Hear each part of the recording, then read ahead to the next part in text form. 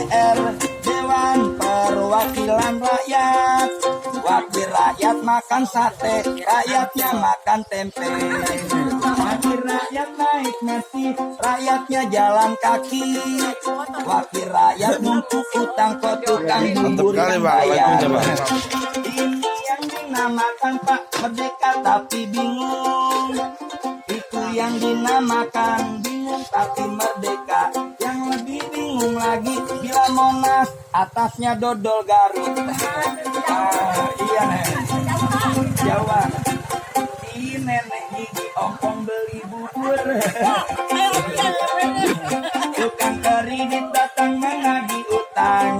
Asik. Kabur lewat pintu belakang. Gak taunya sendalnya ketinggalan. Nek gak pakai sendal.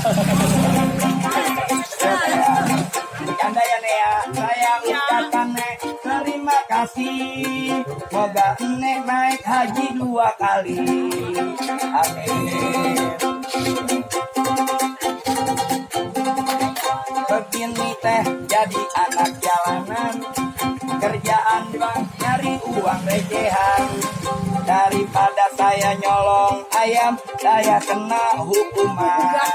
Dan ya, daripada mak saya nyolong ayam, digebukin masuk penjara. Lebih baik saya begini teh. Siapa tahu saya masuk RCTI.